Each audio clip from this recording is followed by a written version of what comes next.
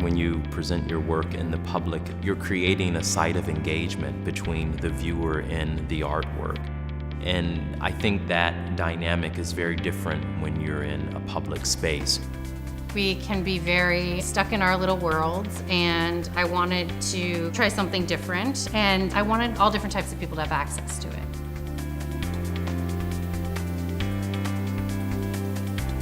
Even the most established artists in the world, when they take on this particular challenge, are almost starting from scratch. So it can be very generative for artists.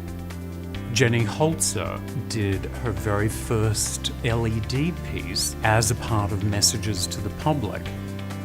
Matthew Monahan did his first bronze for an exhibition we had at City Hall Park. Tatiana Trouvé used materials she had never used before. Ryan Gander did his very first public art commission for Public Art Fund. Ugo Rondinone, he'd never worked on that scale with stone before.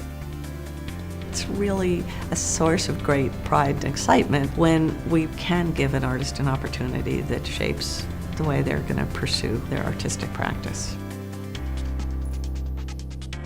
Walk the Walk was a large performance piece and sculpture in Bryant Park. It was a big yellow cube, and 7 women were walking on top of it. 2 groups of women, but 7 at one time, 5 hours each, so 10 hours a day for an entire work week.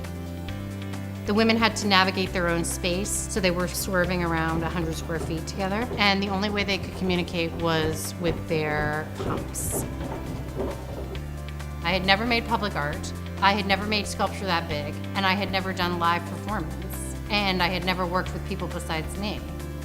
I had also never been able to be an observer in my work. Beyond like an artistic revelation, it was really an emotional experience for me to be able to see people engage with your work on such an intimate level. It made me realize I want a bigger public. I mean, that's basically what I do now, mostly. These kinds of large-scale performances with objects that are transformed through these actions. And the start of the Public Art Fund. I've done 2 projects with the Public Art Fund, one at Metrotech in Brooklyn and another in City Hall Park called Code Poem.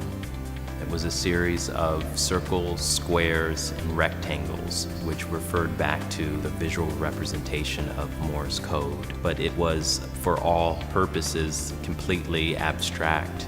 That was actually the first time that I had ever presented a large piece in public space, outdoors.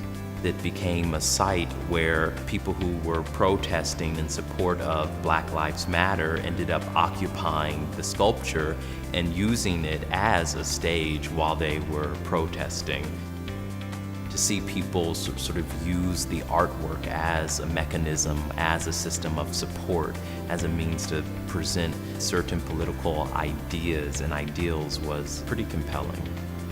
Public Art Fund changed my life, there's no question. It allowed me to be more ambitious. It opened up this huge new pathway for me that I'm still figuring out. My contribution was static, and the public created something else.